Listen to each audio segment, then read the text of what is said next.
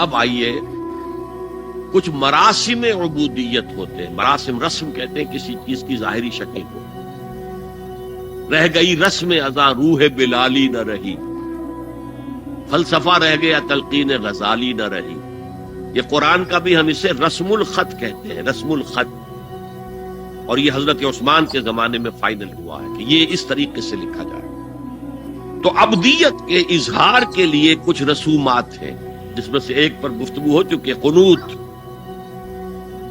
والقانتین والقانتات.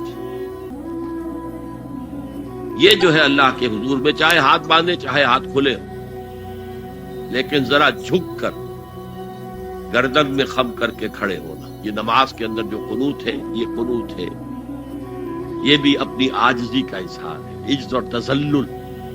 وہ جو ابن قیم کی میں نے ڈیفینیشن آپ کو بتائی، العبادت تجمع اصلین غایت الحب وغایت الذل والخضوع.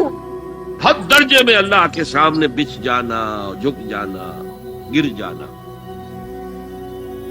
رکوع، سجدہ اللہ کے سوا کسی کے لیے.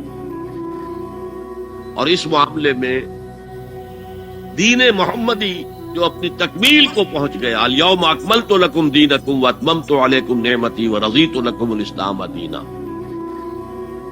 حضور کی بعثت سے قبل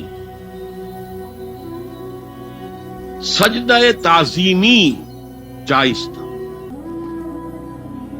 کسی شخص کی تعظیم کے لیے، اس کی عزت کے لیے اس کے سامنے سجدہ جائز تھا. حضرت یوسف کے سامنے ان کے والدین اور 11 بھائی سجدے میں گر گئے. بچپن میں خواب دیکھا تھا اور 40-50 سال بعد اس کی تعبیر بالفعل ایک اس واقعے کے طور پر سامنے آ گئی. سجدہ کرنا، جھکنا، سجدہ کرنا، یہ جائز تھا سجدہ تعظیم. حضور پر شریعت مکمل، توحید مکمل، اب ہر نوع کا سجدہ حرام مطلق ہے سوائے اللہ کے کسی کو. ہمارے مسلمانوں نے بھی اپنے دور ملوکیت میں سجدہ تعظیمی شروع کرا. عدالت کے اندر بادشاہ کے دربار میں جا رہے ہیں تو سجدہ، سر جھکا کر رکوع کی حالت میں. یا آپ کے پڑوس میں جو حیدرآباد کی ریاست تھی، سلام کیسے کرتے تھے، کتنے جھکتے تھے، اور پھر وہ جھک کر وہ سلام ہو رہے ہیں. یہ مشرکانہ فعل ہے. مغلیہ دربار میں بھی تھا. شیخ احمد سرہندی رحمت اللہ علیہ نے کہا غلط ہے، حرام ہے، جائز نہیں. دربار میں شکایت پہنچ گئی. آخر مخبری کرنے والے بھی تھے، حاسد بھی تھے. وَمِن شَرِّ حَاسِدٍ إِذَا حَسَدَ. طلبی ہو گئی، بلایا گیا دربار میں حاضری، اور ایسا اہتمام کیا گیا کہ جب حضرت مجدد آگے آئے بادشاہ تک جانے کے لیے تو درمیان میں ایک دیوار سی حائل کر کے اس میں کھڑکی کھول دی کہ اس میں سے جھک کر گزریں گے نا تو رکوع کسی درجے میں تو ہو جائے گا. رکوع بھی سجدے ہی کی ایک شکل ہے، سجدے کا ہاف کہہ لیجئے. لیکن یہ کہ جب آیات سجدہ آتی ہیں قرآن مجید میں تو عام نمازوں میں دیکھتا ہوں کہ وہ آیات سجدہ والی آیات پڑھی نہیں جاتی، حالانکہ ان کی ایک خاص کیفیت ہے. تراویح میں تو پڑھی جاتی ہے لیکن پہلے بتا دیتے ہیں کہ یہ دوسری رکعت میں یا پہلی رکعت میں سجدہ آ رہا ہے تو لوگ تیار ہوتے ہیں.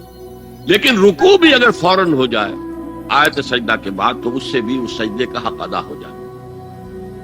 بہرحال حضرت شیخ مجدد رحمت اللہ علیہ دربار میں آئے تو اس کھڑکی میں سے پہلے پاؤں گزارے، پھر اپنا سر نکالا، پھر جیل میں ڈال دیے گئے، کوئی پرواہ نہیں. حاضر ہوا میں شیخ مجدد کی لحد پر، وہ خاک کے ہے زیر فلک مطلع انوار. گردن نہ جھکی جس کی جہانگیر کے آگے، جس کی نفس گرم سے ہے گرمی احرار. وہ ہند میں سرمایہ ملت کا نگہباں، اللہ نے بر وقت کیا جس کو خبردار.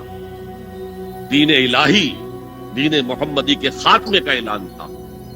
اب بڑے بڑے مولویوں نے یہ اکبر کو سبق پڑھایا تھا، بڑے مولوی، درباری مولوی، انہوں نے سبق پڑھایا. اللہ کا ایک دن 1000 برس کا ہوتا ہے. اور اللہ کا ہر معاملہ 1000 سال تک ہوتا. اب 1000 سال ہو گئے محمد کی رسالت کو، ان کی رسالت کا دور ختم صلی اللہ علیہ وسلم. اب دوسرا 1000 سال، اسی لیے الف ثانی کہتے ہیں نا، الف ہزار کو کہتے ہیں الف ثانی. یہ دوسرا 1000واں سال جو شروع ہو گیا ہے، اس میں ایک نئے دین کی ضرورت ہے. وہ دین اکبری ہے، دین الہی ہے. اور دین الہی کیا تھا؟ یہ ایک بہت بڑی سیاسی تدبیر تھی، اصل میں بہت بڑی سیاسی تدبیر. اور اس کا ظہور بعد میں بھی ہوا ہے ہندوستان کی سرزمین میں. وہ یہ کہ ہندوستان کی ترقی میں جو چیز سب سے بڑی رکاوٹ ہے وہ مذہبی اختلافات. لہذا ایسا کرو، سارے مذاہب جو ہیں اسے ہاون دستے میں ڈالو، کوٹ کوٹ کے چورا چورا کر کے بناؤ صفوف، اور یہ مذہب سب کا ہو جائے تو مذہبی اختلافات ختم ہو جائے. دوسری بات ان کی سمجھ میں یہ آ گئی کہ اصل میں اختلاف رسالت اور شریعت کی بنیاد پر ہوتے ہیں.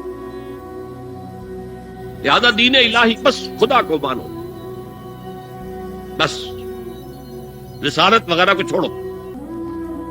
خدا تو سب کا رب ہے، اسے آپ پرماتما کہہ لے، مہادیو کہہ لے، جو چاہے کہہ لے، اللہ کہہ لے، رام کہہ لے. قل ادعوا اللہ والرحمن ایما تدعوا فلہ الاسماء الحسنی. قرآن کہتا ہے تم اللہ کہہ کر پکار لو یا رحمان کہہ کر پکار لو، جس کو بھی تم پکار رہے ہو یہ جان لو کہ تمام اچھے نام اسی کے. یہ فلسفہ تھا بہت گہرا. وہ جاہل تھا، ان پڑھ تھا، لیکن بہت بڑا سیاستدان تھا اکبر، اس میں کوئی شک نہیں. لیکن یہ کہ اگر ایک حکومت، اور جو سب سے بڑا مغل اعظم جس کو کہتے ہیں، اس کے زمانے میں مسلمانان ہند جو ہے سیاسی اعتبار سے اپنے عروج پر تھے، لیکن دینی اعتبار سے پاتال کا معاملہ